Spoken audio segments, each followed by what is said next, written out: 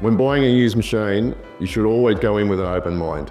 The biggest mistake I see is people come in with a fixed mindset and stick down a particular path, which may not be the right machine for their application.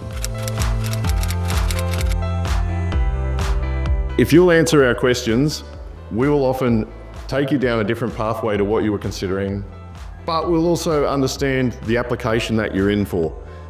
Sometimes you've incorrectly sized the machine, or you're looking for an attachment that maybe doesn't exist or doesn't suit. One of the big mistakes we'll make is looking at what the appearance is of a machine. You know, is it glossy? Is it being freshly painted?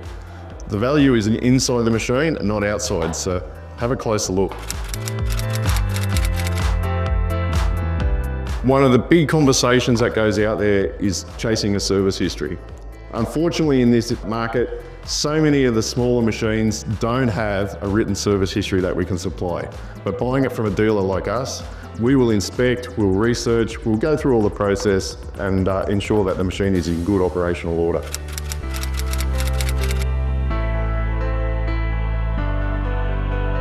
A lot of guys will come in, or a lot of buyers will come in and they'll have their mind set on a track loader with a high flow or an excavator with a tilt hitch.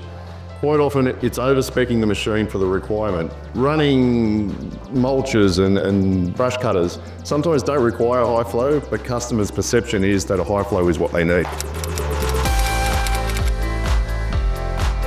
I think what people need to consider is when you're using it on a property versus using it as a contractor, hours sometimes aren't as important. You know, there can be a little bit of wear because you're not looking for final trim, you're not looking for precision excavation, you're just looking to dig holes, rough out, move materials around. As long as you explain the application and where it's going to sit, we can push you towards the right machine.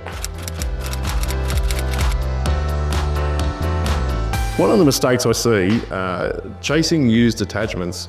So often an attachment can outlast 2 or 3 machines, so used attachments don't pop up very often, and when they do, they're quite often worn out or irreparable. I wouldn't suggest holding out for a used attachment. Maybe have a look at what the cost is of a new one, or just talk to us and how much use we actually get out of that attachment. If it's short term, maybe rental for that application is better.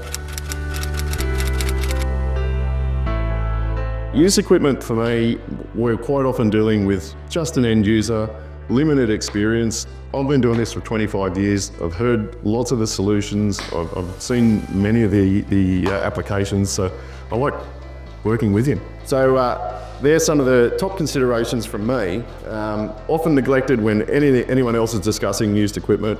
So that's it from me. Bye for now.